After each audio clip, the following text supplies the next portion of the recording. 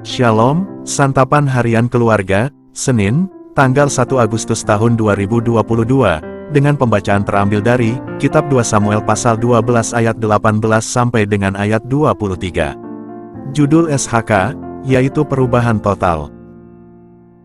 Kematian merupakan realitas yang membawa kesedihan dan duka bagi setiap orang yang mengalaminya.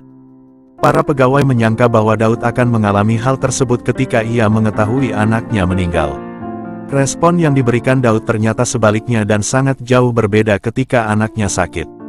Selama 7 hari Daud meratap dan berpuasa.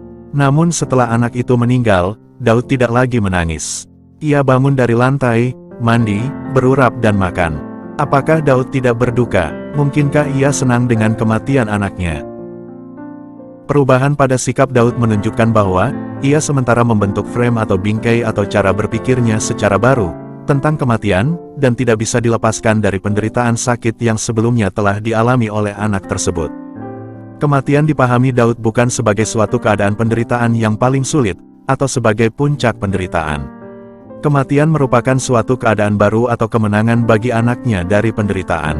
Anak Daud tidak lagi hidup dalam kesakitan yang membelenggu, dan membawanya pada penderitaan. Realitas kematian diresponi Daud dengan sikap mengucap syukur kepada Tuhan Allah. Ia masuk ke dalam rumah Tuhan dan menyembahnya.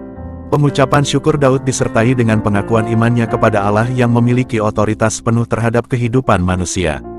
Daud tidak membantah kenyataan atau apa yang dilakukan oleh Allah. Ia tetap taat dan hidup mengikuti kehendak Tuhan. Perubahan cara berpikir memang seharusnya terjadi searah juga pada perubahan sikap. Kita adalah orang beriman, karena itu tidak bisa hanya mengalami perubahan pada satu dimensi saja. Keutuhan kita sebagai manusia menuntut terjadinya perubahan secara menyeluruh.